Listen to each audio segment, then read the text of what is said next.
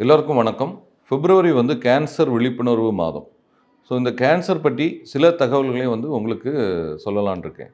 So நான் ஒரு குடல் இரைப்பை அறுவை சிகிச்சை நிபுணர். ஸோ குடல் இரைப்பை, கல்லீரல், கணையம், புற்றுநோய்களுக்கான சிகிச்சைகளிலும் நான் ஒரு நிபுணராக இருக்கிறேன். ஸோ ஸ்பெஷலாக இந்த குடல் இரைப்பை புற்றுநோய்களை பற்றி நம்ம இன்னைக்கு பார்க்கலாம். ஸோ நிறைய பேஷண்ட்ஸ் கேட்குறது, டாக்டர் இது கேன்சர்னா என்ன? அது ஏன் அப்படி ரொம்ப அக்ரெசிவாக இருக்குது? என்னது? ஸோ புற்றுநோயின்னு பார்க்கும்போது நம்ம உடம்புல இருக்கிற அணுக்கள்ல ஏதாவது ஒன்று யூசுவலாக பார்த்தீங்கன்னா, அது எவ்வளோ நாள் வாழணும், அது எப்போ உயிர் அதோட லைஃப் டேர்ம் எவ்வளவு, அது எப்போ அது அழிஞ்சு போகணும், அதே மாதிரி இன்னொரு அணு எப்போ உருவாகணும், அப்புறம் அது எந்த இடத்துல இருக்கணும், இது எல்லாமே நம்ம ப்ரோக்ராம் பண்ணி வச்சுருக்கு.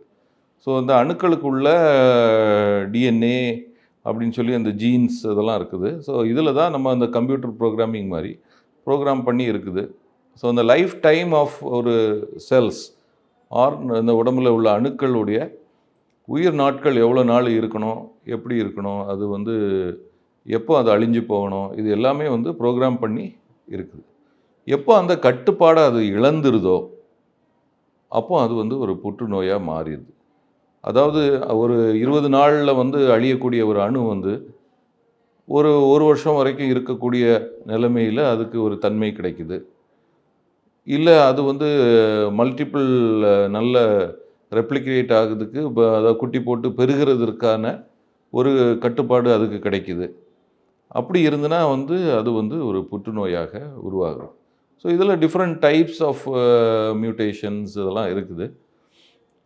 ஸோ பொதுவாக பார்த்தீங்கன்னா, இந்த அணுக்கள் அப்போ ஒரு இடத்துல இருந்து இந்த இடத்துலையே நம்ம இருக்கணும் அப்படிங்கிற கட்டுப்பாடு அது இழந்து போயிடுது. ஸோ இதனால் என்ன ஆகுது, அந்த அணுக்கள் மல்டிப்ளை ஆகி ஆகி ஒரு சின்ன கட்டி மாதிரி உருவாகுது. இரத்தம் வழியாகவும் நெறி வழியாகவும் அது இன்னொரு இடத்துக்கு சென்று அங்கே இருந்து அதே போல் கட்டிகளாக உருவாகிறது. அதனால் பல உறுப்புகளை பாதிக்கிறது.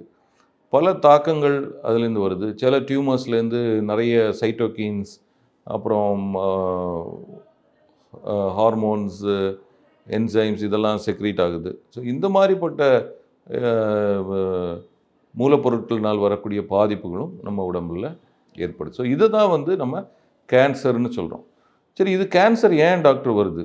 நிறைய பேருக்கு வரல. திடீர்னு பார்த்தாங்க, எந்த பழக்கமும் இல்லை, ஆனால் கேன்சர் வருது அப்படின்னு சொன்னாங்க. ஏன் அப்படி வருது?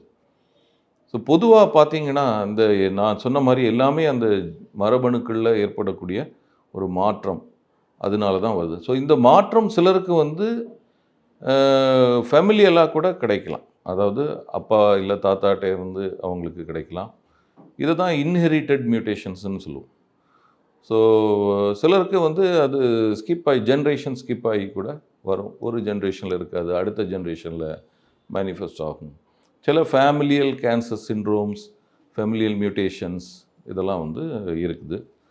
இந்த மாதிரி இருக்கிறவங்களுக்கு ஃபேமிலிஸில் இந்த மாதிரி புற்றுநோய் வரலாம். சரி, எதுவுமே இல்லை, ஃபேமிலியல் ஒன்றும் இல்லை, அப்போ அவங்களுக்கு ஏன் வருது? அவங்களுக்கும் அந்த மரபணுக்களில் மாற்றங்கள்னால தான் வருது. அதை தான் ஸ்பொராடிக் கேசஸ்ன்னு சொல்லுவோம். இல்லை சில சமயம் இண்டெக்ஸ் கேசஸாக கூட இருக்கலாம். ஃபெமிலியலில் நம்ம பல ஜென்ரேஷன்ஸ் வந்திருக்காது, பட் ஃபஸ்ட்டாக இவங்களுக்கு மேனிஃபெஸ்ட் ஆகிற ஒரு ஃபெமிலியல் இதாக கூட இருக்கலாம். ஸோ இந்த மரபணு மாற்றங்கள் அப்போ எதனால் வருது அப்படின்னு பார்த்தோம்னா, சில பழக்க வழக்கங்கள்னால இருக்கலாம். நம்ம எடுக்கக்கூடிய உணவு வகைகளில் இருக்கக்கூடிய நச்சுக்கள், இல்லை மது பழக்கம், புகைப்பிடிப்பு, இந்த மாதிரிப்பட்ட இதனால் ஒரு கான்ஸ்டன்ட் சேஞ்ச், இந்த இதில் உள்ள நச்சு பொருட்கள், மூலப்பொருட்கள் போய் அந்த ஜீன்ஸை கொஞ்சம் மியூட்டேட் பண்ணி, ஸோ இந்த மாதிரிப்பட்ட மாற்றங்கள்னாலேயும் புற்றுநோய்கள் உருவாகலாம். சரி, இப்போ புற்றுநோயை ஆரம்ப ஸ்டேஜில் எப்படி கண்டறியுது? இதுதான் ரொம்ப ரொம்ப முக்கியம். புற்றுநோய் அப்படிங்கிறது பொதுவாக வெளியே தெரிகிறதில்ல. திடீரென்று நமக்கு ஏதாவது ஒரு மாற்றங்கள் வரலாம். ஸோ இதோடைய ஆரம்ப அறிகுறிகள் என்ன இருக்கும்?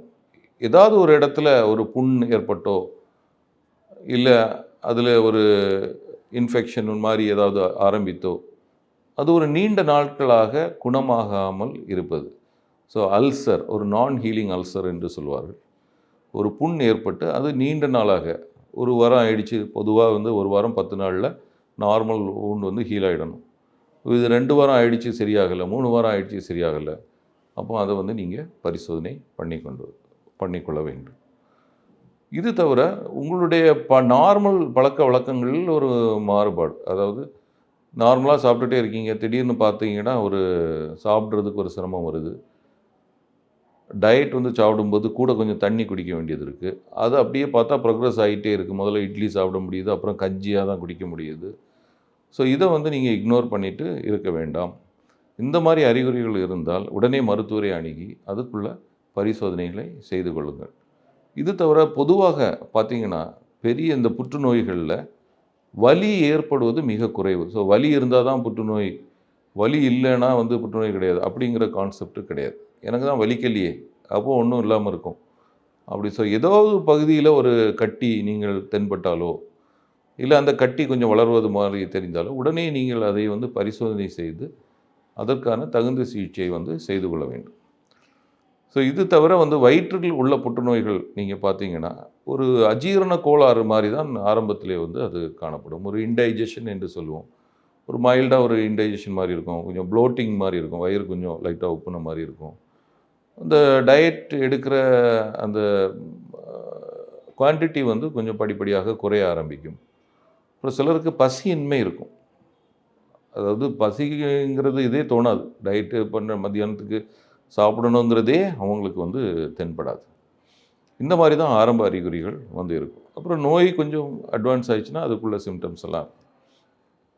இதே மாதிரி குடல் புற்றுநோயை பொறுத்தவரையில் பார்த்தீங்கன்னா ஒரு மலம் கழிப்பதில் ஒரு மாறுபாடு ஏற்படும்.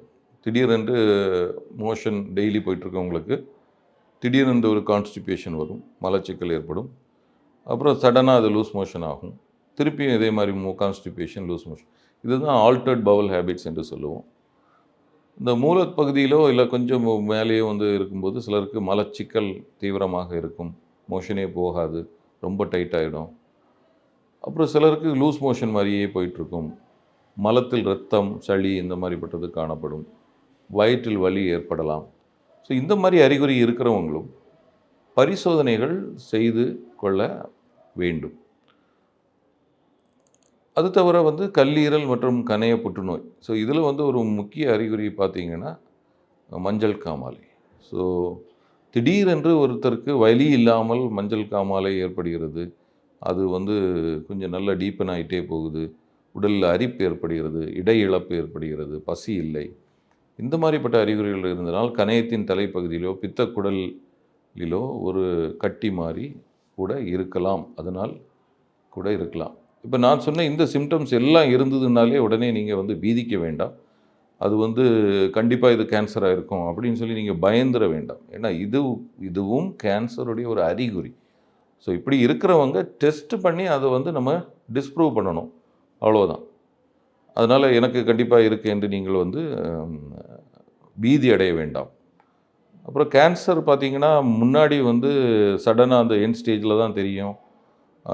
இன்றைக்கி நவீனமான சிகிச்சை முறைகள் இருக்கிறது, நவீனமான கீமோதெரப்பி மருந்துகள் இருக்கிறது, சர்ஜரி அதாவது அறுவை சிகிச்சை நுண்துளையில் இன்றைக்கி வந்து பார்த்திங்கன்னா இந்த கேன்சர் ஆப்ரேஷன்ஸ் எல்லாம் துல்லியமாக எளிதாக விரைவில் பேஷண்ட் ரெக்கவர் ஆகிற மாதிரி செய்ய முடியுது. ஸோ இந்த மாதிரி ஒரு மல்டி டிசிப்ளினரி டீம் என்று சொல்லுவோம். அதாவது ஆன்காலஜிஸ்ட்டு, சர்ஜன்ஸ், கேஸ்ட்ரோன்ட்ராலஜிஸ்ட், அப்புறம் ரேடியோ தெரப்பிஸ்ட், இவங்க எல்லாம் சேர்ந்து ஒரு கூட்டு சிகிச்சையாக அதை வெற்றிகரமாக இன்றைக்கி செய்து முடிக்க முடியுது. ஆனால் இதில் வந்து எல்லாத்துலேயுமே கீ வந்து நம்ம அந்த ட்ரீட்டபிள் ஸ்டேஜில் நம்ம அதை கண்டுபிடிக்க வேண்டும். ஸோ கேன்சர் என்று ஒன்று நிரூபணம் ஆச்சுன்னா அது ஃபஸ்ட்டு நீங்கள் தெரிய வேண்டியது அது என்ன ஸ்டேஜில் இருக்குது அப்படிங்கிறத தெரிஞ்சுக்கணும். அந்த ஸ்டேஜுக்கு ஏற்ற மாதிரி தான் ட்ரீட்மெண்ட். பட் நவீன சிகிச்சைகள்னால இன்றைக்கி நிறைய பேர் நலம் பெற்று நல்லா ஹெல்த்தியாக உயிர் வாழ்கிறாங்க. அவங்களுடைய 5 இயர் 10 இயர் சர்வைவல்லாம் ரொம்ப நல்லாவே இருக்குது. ஸோ அதனால் தகுந்த நேரத்தில் தகுந்த நிபுணரை நீங்கள் பார்த்து அதுக்குள்ள சிகிச்சையை நீங்கள் எடுத்துக்கொண்டீங்கன்னா நீங்களும் நலம் பெற்று நல்ல வாழலாம் என்று கூறிக்கொள்கிறேன்.